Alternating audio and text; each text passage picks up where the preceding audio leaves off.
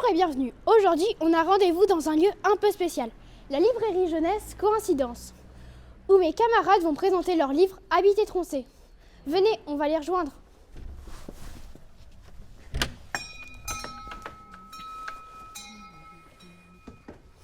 Si nous sommes ici, c'est parce que la libraire Adeline Michel-Quanta a accepté de soutenir le projet. Elle vendra les livres sitôt ceux-ci publiés. Et elle organise aussi une tombola.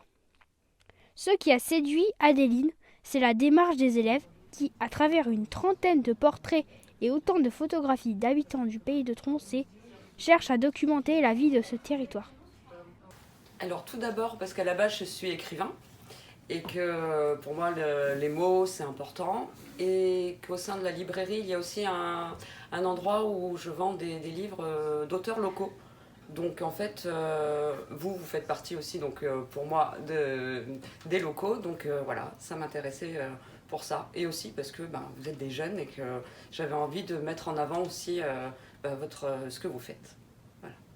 J'admire ce que vous faites parce que c'est pas forcément évident de prendre du temps comme ça. Et voilà, ce projet en plus, ces portraits, plus les photos, plus tout ça, j'ai trouvé vraiment un projet bien, enfin pour moi, j'espère super abouti, et je pense que ça va être, c'est une belle chose de faire ça, ouais, je trouve. Une démarche que les élèves ont présentée aux clients de la librairie. Alors bonjour à tous. Alors on est ici dans le cadre, on est là pour vous présenter notre livre qui s'appellera Habiter le pays de Troncé. Les Moulinois présents ont découvert bien des aspects du pays de Troncé. Une découverte partagée par les élèves. Ça nous permet de montrer que dans le territoire, il se passe beaucoup de choses. On pourrait se dire que dans un petit territoire comme ça, il n'y a rien à faire. Mais c'est pas vrai. Il y a énormément de choses à faire, seulement ce n'est pas les mêmes choses qu'on pourrait faire en ville. On a un territoire qui est complet, malgré le manque de structures pour les jeunes. On a beaucoup de commerces et on a des magnifiques paysages. Bon, ça, on ne l'a pas choisi. Mais voilà, je pense que c'est important de montrer la dynamisation du territoire à travers ce livre et un peu rendre l'appareil à ces gens-là, aux figures importantes, leur faire honneur en faisant un livre biographique sur eux. C'est intéressant, je pense, au niveau social. On parle aux gens du territoire qu'on n'irait pas forcément voir autrement. Par exemple, la nouvelle boulangère de Séry, j'ai trouvé ça très intéressant, alors que de base, moi, j'y serais pas allé. Alors pour moi, l'intérêt de ce projet, déjà, c'est la transmission. Ça permet de transmettre, car un livre, c'est intemporel, aux générations futures, ce qui a pu se passer déjà précédemment.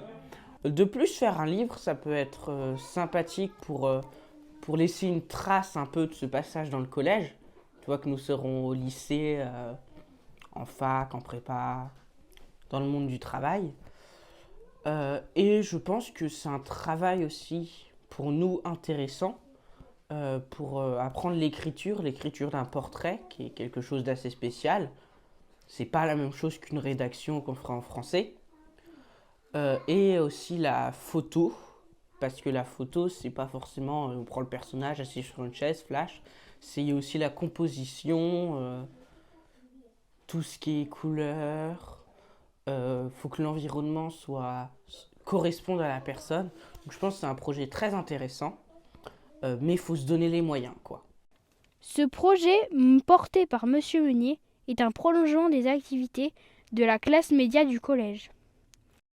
Alors en fait, le projet de livre, c'est presque la suite logique de ce qu'on fait en classe média, que ce soit pour la télé ou la radio.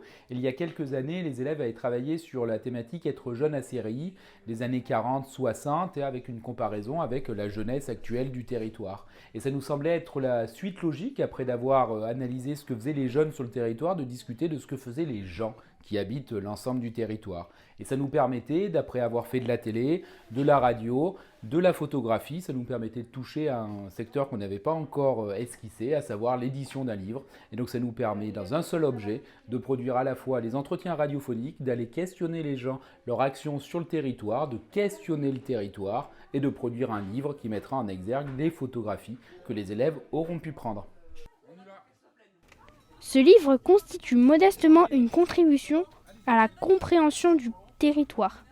Il marquera définitivement le passage des élèves au collège et se gravera à jamais dans leur histoire, car les paroles s'envolent, les écrits, eux, restent.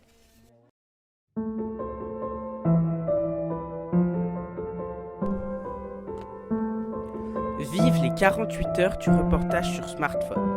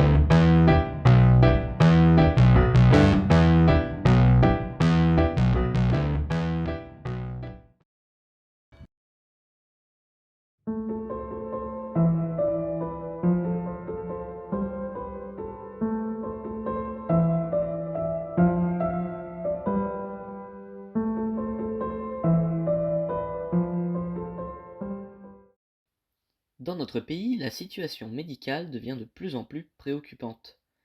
Une génération importante de médecins part en retraite. Les jeunes qui les remplacent délaissent la médecine en ville.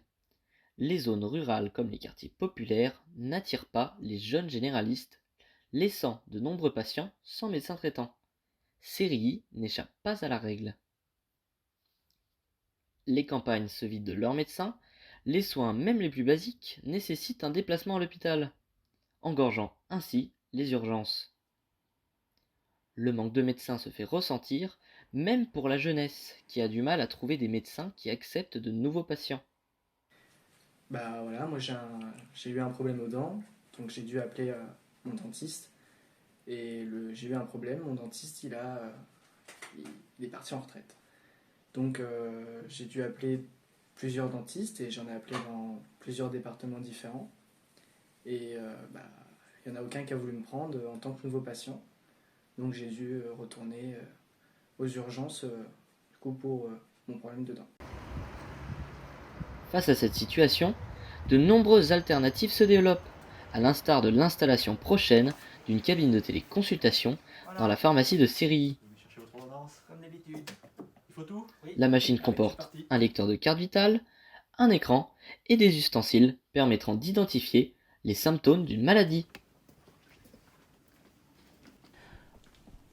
Actuellement, le temps d'attente, en gros, est considéré à une demi-heure. Donc, en une demi-heure maximum, quand on a une pathologie, on peut avoir un médecin en téléconsultation. Pour moi, ça ne remplacera jamais une consultation réelle avec une personne. Les manques sont tellement généralisés que la commune de CERI semblerait épargnée en comparaison des territoires environnants. Face à cette situation, la municipalité multiplie les initiatives. La maison médicale de CERI a été agrandie pour accueillir de nouveaux personnels médicaux, comme notamment un kinésithérapeute et un podologue. Mais les médecins généralistes attendus, eux, manquent à l'appel. Les infirmières présentes sur le territoire doivent se démultiplier pour offrir des soins de qualité, quitte à endosser des missions qui ne relèvent pas normalement de leurs attributions. En fait, on pallie un petit peu des fois les soins qui sont courts à l'hôpital. En fait, les gens rentrent rapidement à la maison, donc on a des soins beaucoup plus lourds, avec des prises en charge plus importantes et plus compliquées, dans le sens où des fois on a une population qui est âgée sur le secteur où des fois il n'y a pas de familles qui sont à côté. Et du coup, on pallie dans le fait où des fois il n'y a pas à manger dans les frigos, il faut aller faire les courses. Des toilettes qui ne sont pas faites, on est obligé justement aussi de faire leurs toilettes. Voilà. On ne peut pas laisser les gens... Ils sortent de l'hôpital avec des ordonnances qui ne sont pas toujours faites correctement et où on n'a pas le matériel. Pas complètes, donc on doit justement pallier à ça. On a la chance maintenant de pouvoir faire des ordonnances pour certains produits. Voilà. Outre le projet de maison médicale qui attend les médecins généralistes, le territoire bénéficie, grâce à la mobilisation des élus et d'associations, de la venue ponctuelle de différents personnels médicaux qui assurent des consultations pour les femmes enceintes, des mammographies et des consultations de généralistes. Alors comment on peut pallier à cette problématique? Alors on est dans un problème qui est national, alors c'est pas évident localement de régler ce problème-là. Néanmoins, on a quand même des leviers. Je pense notamment à la venue dernièrement de la mammomobile. Alors le principe, c'est qu'il y a un car qui a été aménagé par des mécènes et ce qui a permis à bon nombre de femmes, une trentaine je crois, sur une journée, d'accéder à une mammographie. On a mis en place également entre guillemets, un partenariat avec l'organisme ISBA.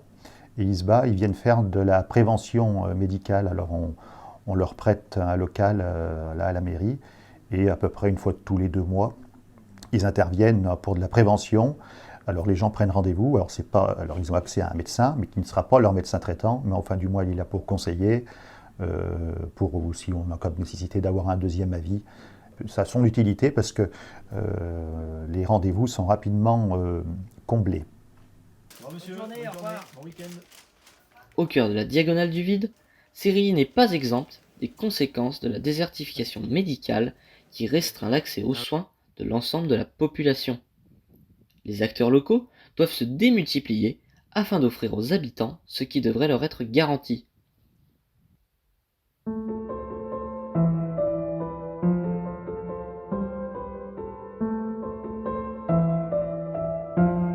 Et vive les 48 heures du reportage sur smartphone.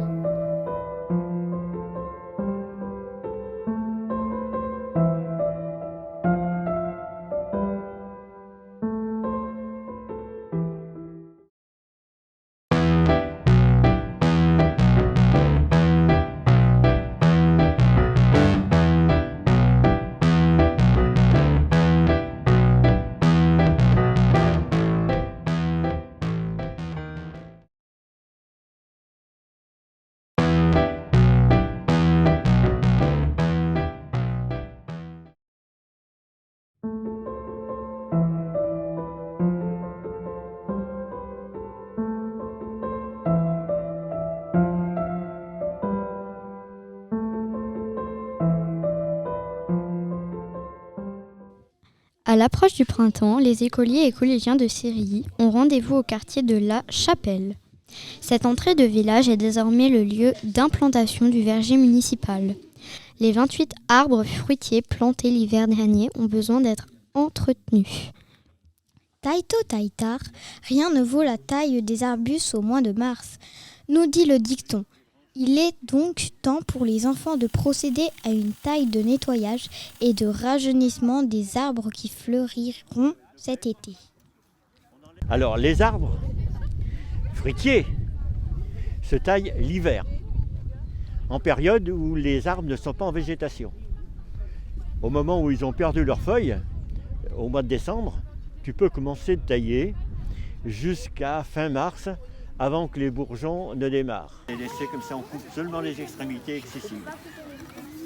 Et sur le verger de Sérilly, on pratique une taille de formation. C'est-à-dire qu'on va donner une très belle forme à vos arbres fruitiers avant qu'ils viennent en production. Porté par l'Assemblée des jeunes, soutenu par le conseil municipal de Sérilly, le projet bénéficie de l'expertise de l'association Pommes Bourbonnaises, la section départementale des croqueurs de pommes. Jean-Paul Dubo accompagne les élèves, choix des porte-greffes, choix des variétés, identification du lieu le plus adapté. Les jeunes élus tiennent compte de ces recommandations et enrichissent le projet. Pour favoriser la pollinisation, ces hôtels à insectes seront construits par les élus de l'Assemblée des jeunes et le club nature du collège. Par la suite, les élèves pourront observer le développement de la biodiversité avec notamment un suivi des populations d'osmi-cornus, des informations qu'ils communiqueront.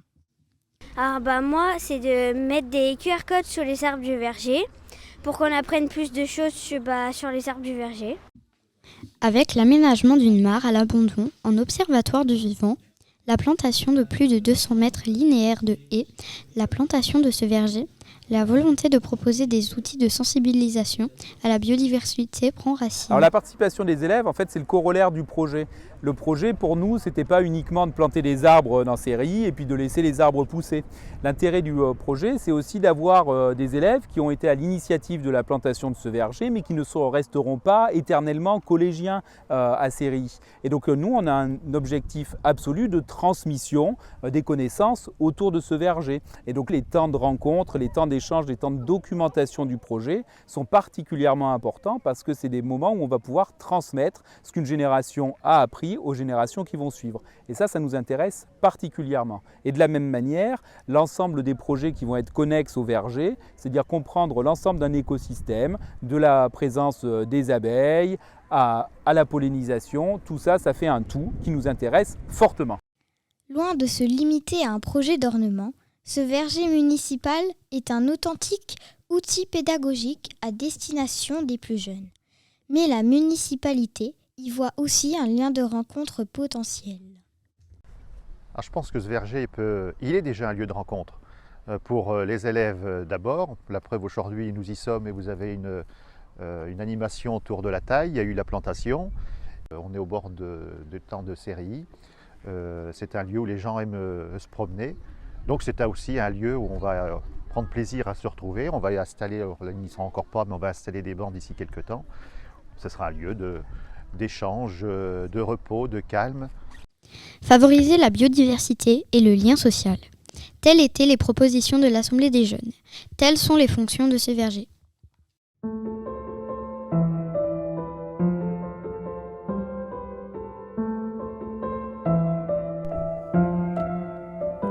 Vive les 48 heures du reportage sur smartphone.